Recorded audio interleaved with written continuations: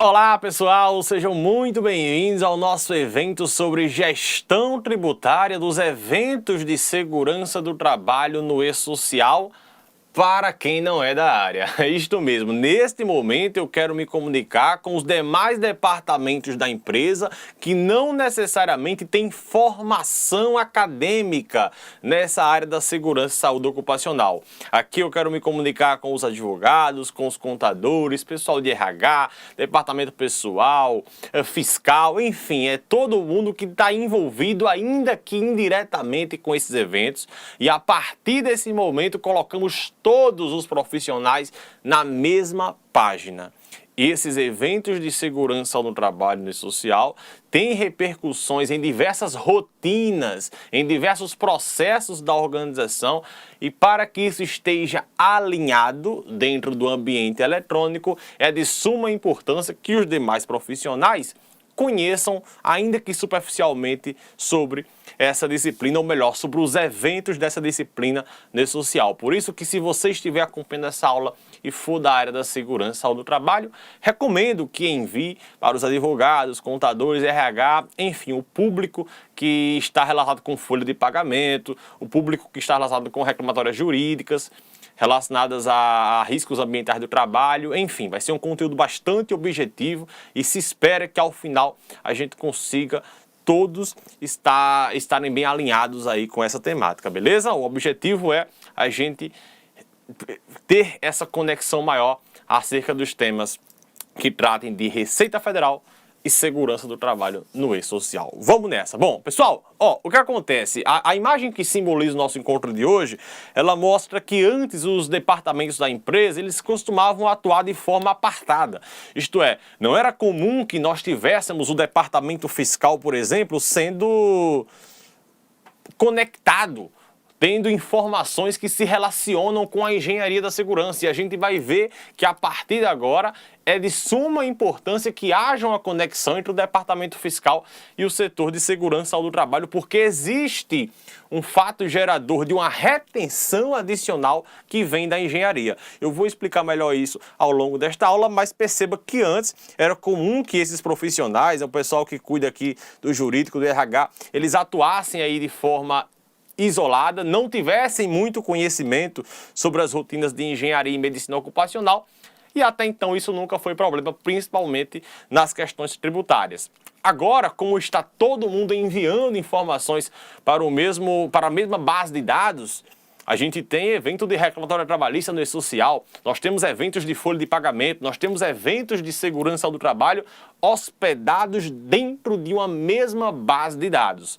Logo, enquanto antes todo mundo atuava de forma apartada e a gente não via muito problema com relação a isso, agora a gente tem todos eles conectados no SPED, tendo uma interseção muito forte aqui nas questões de segurança do trabalho. O que é que eu quero te dizer com isso? Primeiro, o departamento pessoal.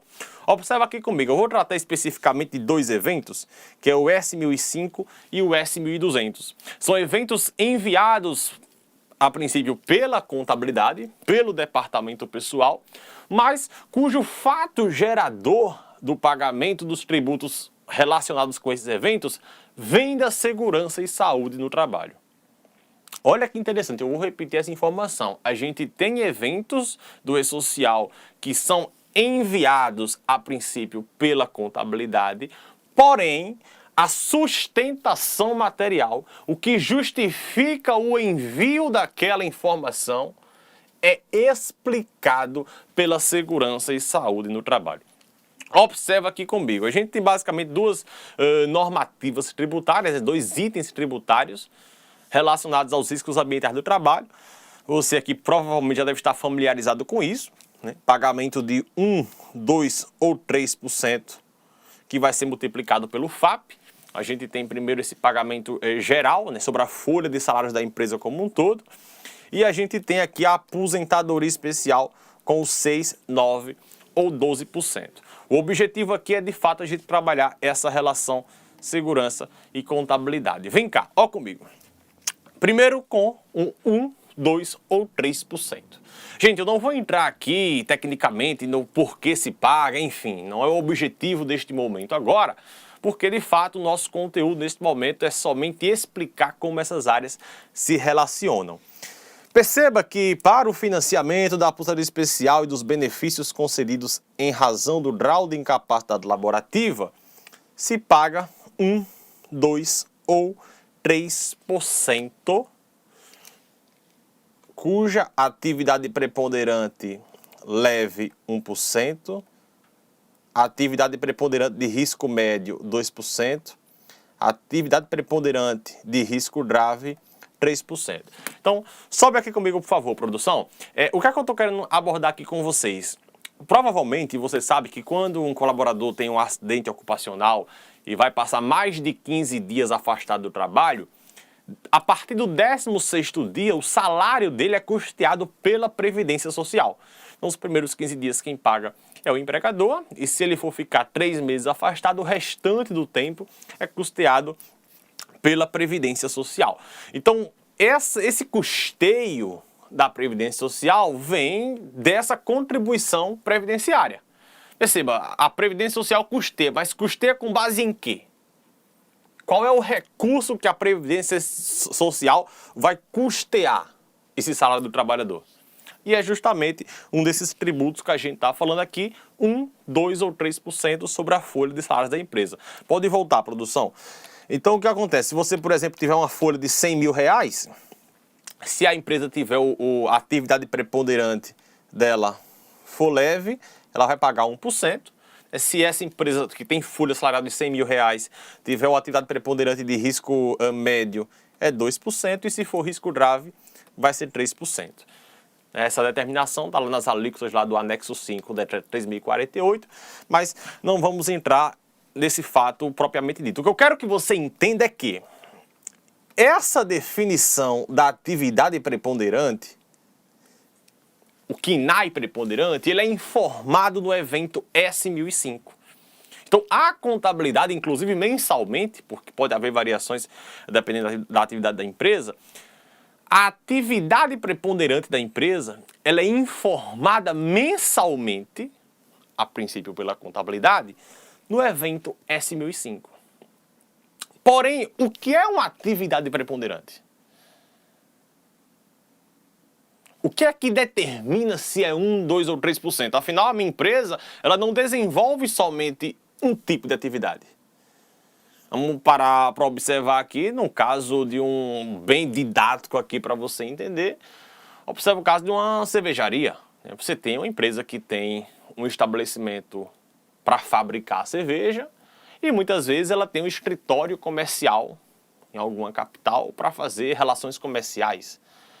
Então, a atividade preponderante vale para todas, é individualizada, ou até mesmo dentro de uma oficina, por exemplo, você tem uma oficina de veículos em que você tem a oficina propriamente dita para consertar o veículo e você tem também a parte de venda de automóveis.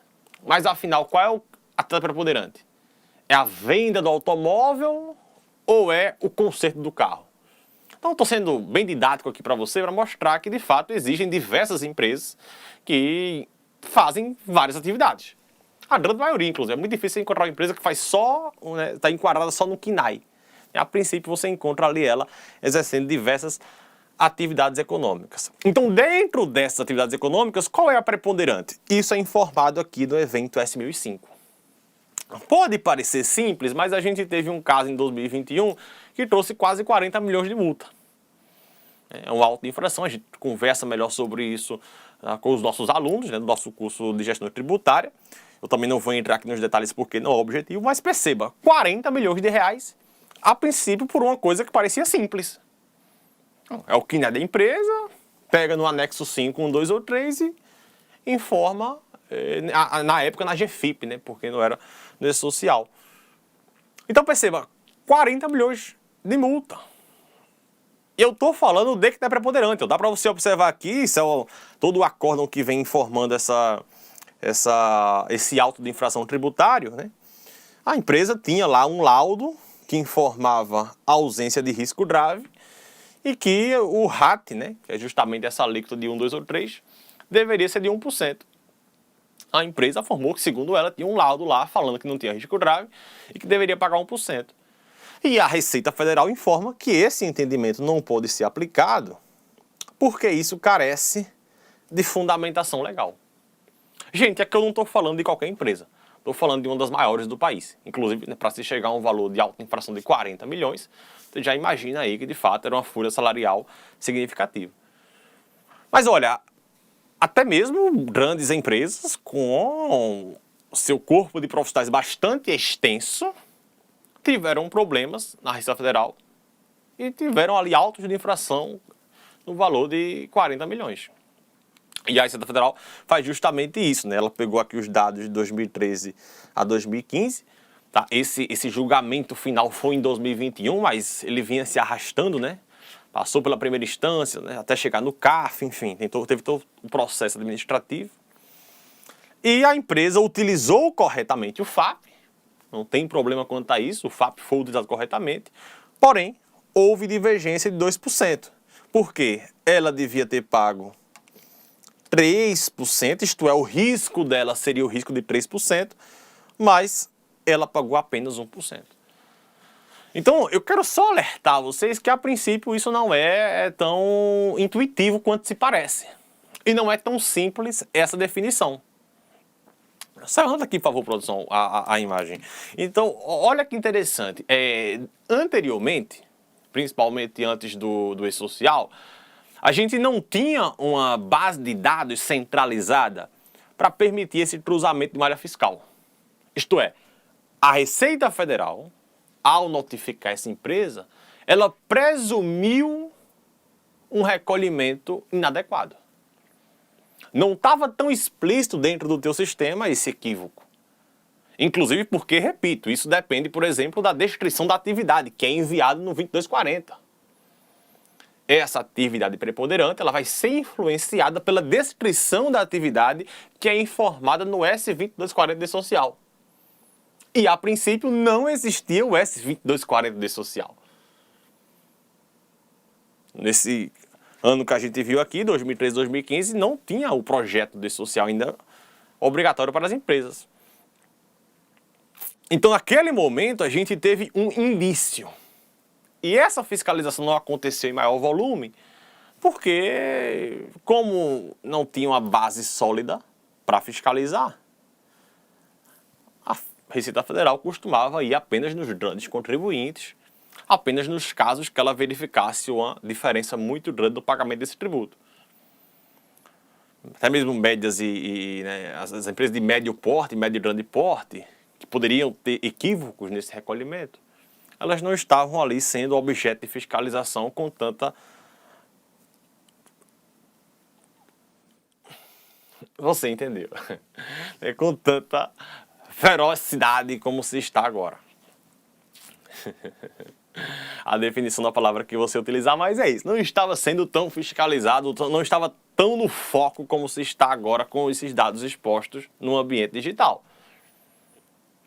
A partir de agora, pode vir comigo, produção, eu tenho malhas fiscais dentro do SPED para fiscalizar isso que não é preponderante. Tenho 2200, 2206, 1005, 2240 como eventos que indicam para a Receita Federal que está havendo um recolhimento indevido. Assim como é possível também que a empresa esteja pagando mais do que deveria. É inclusive comum que isso aconteça. Há empresas que, por vezes, não aproveitam oportunidades tributárias porque desconhecem profundamente as bases legais, normativas do que não é preponderante. O fato é, a gente tem hoje dentro do SPED eventos de social que, quando confrontados, apontam para a Receita Federal as fragilidades nesse recolhimento. Mais direto ainda, a gente tem o caso da aposentadoria especial, na questão do 6, 9 ou 12. Você provavelmente deve saber, o antigo código GFIP lá no PPP, muitos profissionais de contabilidade, inclusive, desconhecem sobre ele, já ouviu falar, mas eu lembro o código GFIP, mas nunca fez diferença, às vezes nunca foi preenchido, era preenchido com 00, nunca deu problema. O fato é, a gente já entregou vários PPPs, e esse código GFIP, se era 00, 01, 02, 04, isso era irrelevante. Nunca nos trouxe problema. E esse código GFIP agora, ele está no evento 1200 do E-Social. Então, a contabilidade informa se vai ter recolhimento de 6, 9 ou 12%. E a explicação desse evento vem da segurança e saúde do trabalho. Eu vou pagar 6% por quê? Porque está exposto a ruído 90 decibéis. Eu não vou pagar 6, 9 ou 12 por quê? Porque o trabalhador não está exposto a agente nocivo. Então agora o E-Social permite, até de uma forma mais direta que o que não é preponderante, uma malha fiscal tributária dessa aposentadoria especial. Em regra, a gente tem, né, o trabalhador que vai se aposentar mais cedo, o benefício B46, ele vai se aposentar mais cedo devido ao benefício da aposentadoria especial. E, evidentemente, se vai ter o benefício, tem toda uma contrapartida, isto é, uma contribuição previdenciária com natureza de tributo, que vai financiar esse benefício. E quem fiscaliza a fluidez e a vazão desse tubo é a Receita Federal. Deu para entender? Trabalhador acessa a Previdência. Se ele vai antecipar o tempo de contribuição, vai ter uma contrapartida, vai ser aposentado 10 anos mais cedo. Isto é, ele não vai mais contribuir, vai passar a subtrair recurso. Tem uma contrapartida tributária. E quem fiscaliza isso é a Receita Federal do Brasil. Atualmente é essa lógica. Então, essa malha malha fina da aposentadoria especial, ela é muito relevante. Inclusive, em 2023, a gente teve um emblemático caso de 140 milhões. Esse caso foi público, né? Por isso que eu coloquei aqui o logotipo da Petrobras. Tem diversas explicações sobre isso na internet. Eu, inclusive, já falei bastante sobre isso. Essa multa depois foi reduzida para aproximadamente 100 milhões. Mas perceba, a aposentadoria especial, 50 milhões de reais. Aí pegou o juro de mora, pegou a multa proporcional, terminou em 141 milhões. Então perceba, de novo, a gente teve uma grande empresa, uma das maiores do mundo, inclusive no seu segmento de atuação, com um auto de infração na casa de 140 milhões de reais. Por causa da aposentadoria especial. Por causa da falta de comunicação entre a contabilidade e a segurança do trabalho. Que, a princípio, não dava problema. Mais direto ainda que não é preponderante, hoje a gente tem uma malha fiscal muito clara do 2240 com 1.200. A contabilidade informa o recolhimento do tributo e a segurança do trabalho no evento 2240 informa o fato gerador. Se a segurança do trabalho informa, por exemplo, exposição a benzeno, que é um agente cancerígeno, né? A legislação é bastante clara em falar sobre a impossibilidade de definir limites seguros de exposição. Eu não vou entrar aqui no mérito técnico disso, mas o fato é que a gente tem hoje a exposição a benzeno ensejando o pagamento desse tributo de forma qualitativa. Não é necessário fazer uma avaliação quantitativa, como é o caso do ruído, para saber se tem que se pagar ou não. De tal maneira que, se a segurança do trabalho informa a exposição a benzeno no 2240 e não passa isso para a contabilidade fazer o recolhimento no 1.200, eu tenho uma confissão de dívidas que antes não necessariamente estava tão exposta para a Receita Federal. Nesse primeiro momento eu tratei de departamento pessoal. Mas tem também a questão do pessoal da advocacia. No caso de reconhecimento judicial da prestação de serviços em condições que permitam a aposentadoria, será devida a contribuição adicional. Gente, eu não vou entrar no detalhe técnico, tem várias aulas dentro da plataforma que explicam isso. O objetivo aqui é ser sucinto. Levanta aqui para mim, por favor, produção. O objetivo aqui é realmente ser bem direto ao ponto. A mensagem é: existem normativas que relacionam segurança do trabalho com o departamento pessoal. Existem normativas que relacionam segurança do trabalho junto com o departamento jurídico. E agora está tudo exposto no E-Social. Então, se não houver processos, se não houver uma linguagem única entre esses departamentos, acontece uma situação inédita. Que é o que é a situação inédita? A própria empresa, com sua certificação digital, com sua procuração eletrônica, confessa a dívida. Tira SST no E-Social do jogo, você, a princípio, não tinha esse cruzamento de dados tão direto, como se tem agora. Então, assim, observa aqui comigo. A gente tem hoje eventos dentro do SPED, que promovem ali uma malha fiscal das judicializações, né?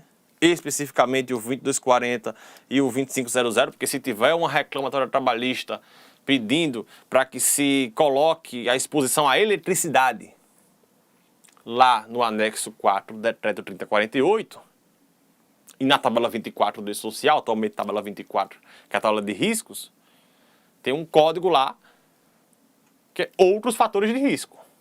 Então vem ruído, acênio, chumbo, vibrações, tem um bocado de código de risco e tem um código lá que é outros fatores de risco. O que são esses outros fatores de risco? É quando o judiciário decide conceder a aposentadoria especial para o eletricista. É quando o judiciário concede essa aposentadoria especial para o vigilante. Sendo que, a princípio, o risco de eletricidade e o risco de roubo, de morte, não estava previsto na lei.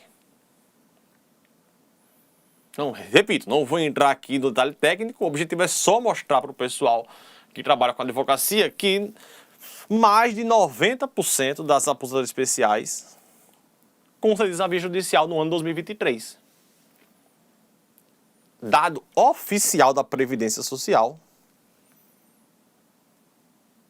mais de 90% desses benefícios foram concedidos na via judicial. Ou seja, de 10 trabalhadores que chegavam no balcão do INSS para solicitar o benefício, 9 tiveram acesso ao benefício através do judiciário.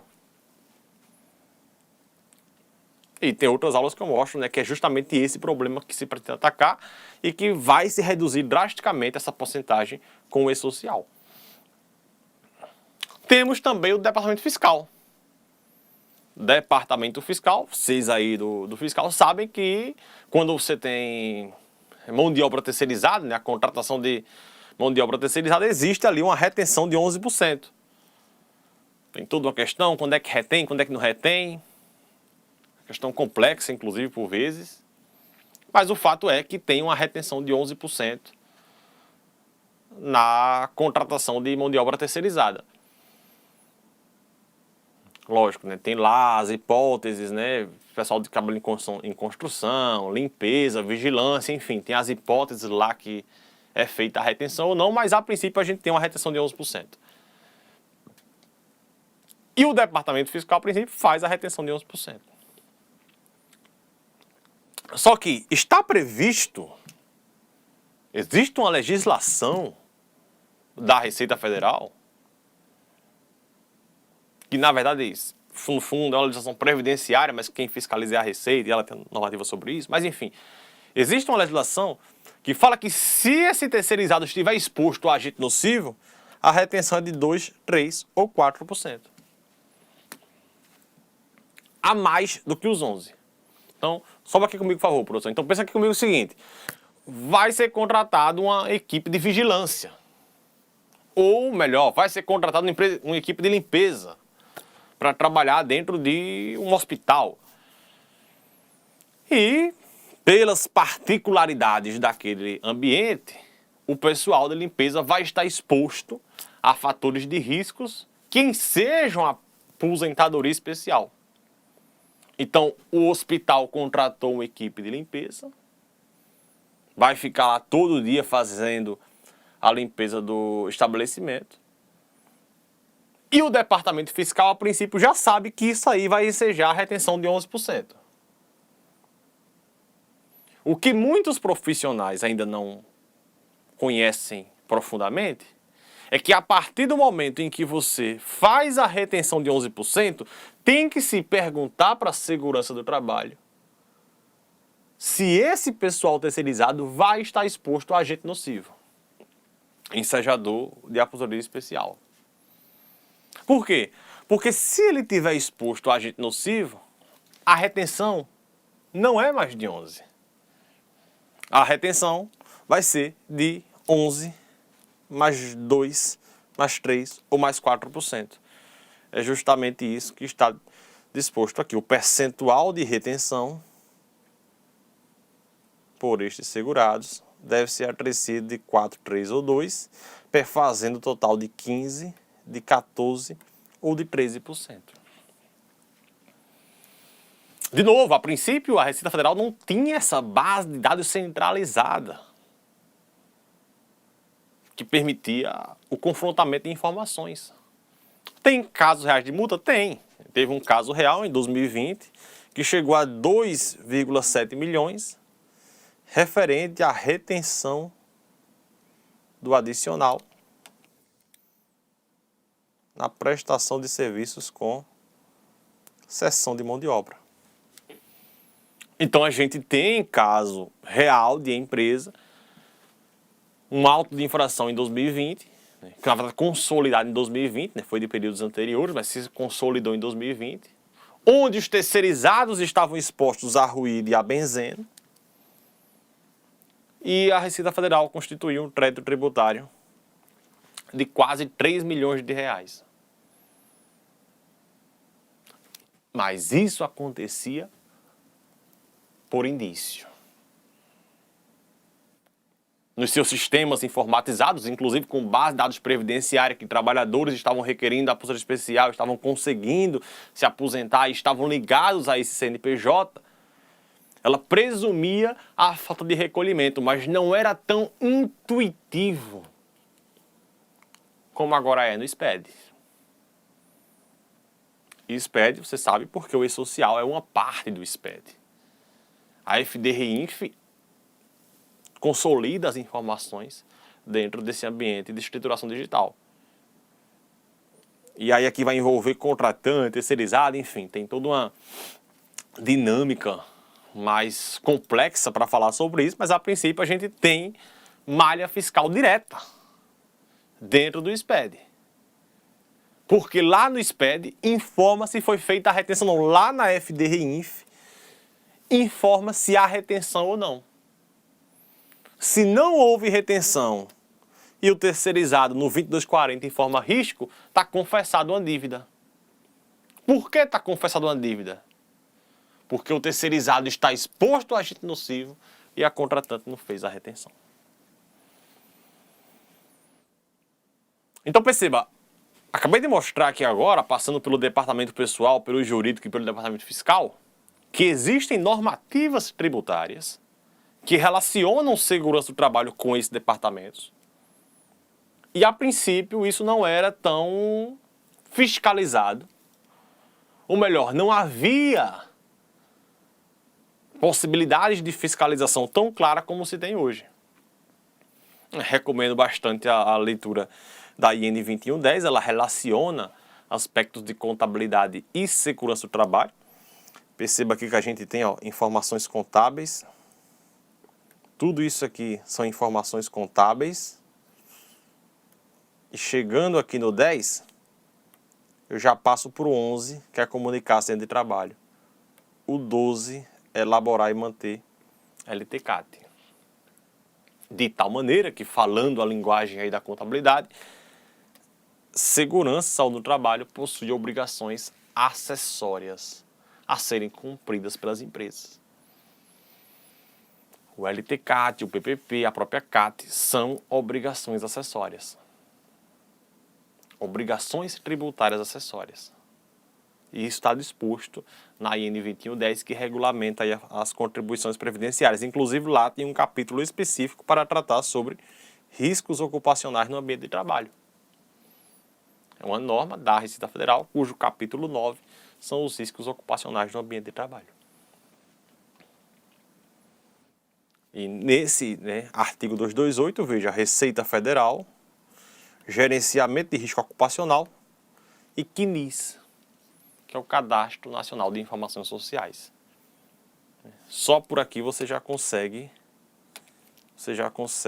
perceber que há uma relação da segurança do trabalho com outros vários departamentos. Em suma, finalizando aqui o nosso conteúdo, a gente tinha um documento em papel chamado PPP, que tem informações de contabilidade e de segurança no trabalho, isto é, informações administrativas e de segurança do trabalho. O que o E-Social fez foi transformar isso em eventos. Então, lá no PPP, por exemplo, tem um evento de KNAI, que é o evento S1005. Tinha um evento de código GFIP, que é o 1200. Então, o E-Social fatia o PPP em eventos, pega as informações administrativas preenchidas pela contabilidade, pega as informações de SST preenchidas pelos profissionais de SST, é o caso da CAT, era o caso do ASO, a monitoração biológica, que inclusive saiu a nova versão do PPP e não tem mais esse campo, mas na época que o E-Social entrou em vigor, que foi projetado, esse campo existia no PPP, por isso que foi o 2220. Tinha um campo do PPP falando de riscos, EPI, hoje é o 2240. E basicamente o que o E-Social fez foi fatiar esse PPP em vários eventos e a partir desse momento resolver tanto o problema previdenciário, aquela judicialização de 90% tende a ser bastante reduzida porque agora as informações ficam disponíveis no celular do trabalhador. Acaba aquela história de o trabalhador labora hoje, daqui a 10 anos vai pedir PPP de uma empresa, mas a empresa nem existe mais. Então, agora garante-se rastreabilidade dessas informações do ponto de vista previdenciário. Ao mesmo tempo que o E-Social joga isso nos poderosos algoritmos da Receita Federal do Brasil e permite verificar se está havendo o correto recolhimento tributário. E a gente tem aí uma ferramenta muito poderosa para se permitir maior conformidade na questão da aposentadoria especial. Essas informações no ambiente digital, além das malhas fiscais que a gente trabalhou, elas permitem o acesso de benefícios constitucionais aos trabalhadores. Afinal, era muito trágico você ficar laborando 15 anos numa empresa, chegava lá, a empresa nunca fez PPP LTCAT e você não tinha como provar que teve exposto a ruído. E aí vai todo um processo judicial, enfim. E garante aí a maior facilidade de acesso para esse benefício aos trabalhadores. Como forma de manter a sanidade fiscal do Estado brasileiro, você tem aí essas informações sendo trabalhadas em softwares, em algoritmos que permitem ali verificar a conformidade fiscal dentro do SPED, porque o E-Social é uma parte do SPED, mas isso a gente deixa para uma outra oportunidade. Eu só quis te mostrar que existem informações de segurança do trabalho também na FDRINF. Beleza? É por isso que a gente finaliza o nosso encontro mostrando para vocês essa imagem que eu mostrei lá no início como simbolizando o nosso conteúdo de hoje. Antes, cada profissional fazia o seu trabalho e não havia ali muito problema em relação a isso. Não havia uma base de dados centralizada que permitisse verificar a conformidade fiscal e tributária dessas informações. Agora, como todos enviam informações para o SPED, eu consigo verificar a interseção da segurança do trabalho junto às informações enviadas por todos os profissionais envolvidos com o e-social. Quem tiver mais interesse, tem aqui a nossa plataforma de capacitação, a gente aborda bastante esses temas, explica inclusive de forma bem detalhada cada uma dessas malhas fiscais, especialmente nesse tópico aqui de malhas fiscais valiosas. E também me coloco à disposição para quem tiver interesse em ter um acompanhamento mais próximo. Pode subir, por favor, produção. Quem desejar ter um acompanhamento mais próximo para a sua empresa. Já ministrei capacitações para grupos de empresas específicos, já fiz consultoria, já auditei o e-social de algumas empresas, então se de alguma forma eu puder contribuir com a segurança jurídica da tua empresa, se eu puder contribuir com a eficiência tributária da organização, eu me coloco aqui à disposição de vocês, beleza? A princípio estaremos fazendo um trabalho para garantir conformidade fiscal e tributária, mas a gente percebe ao decorrer dele que isso melhora diversos processos internos, que isso otimiza a organização a partir do momento que todos os departamentos passam a falar a mesma linguagem. Espero que você tenha gostado desse conteúdo, espero te encontrar em breve. Obrigado.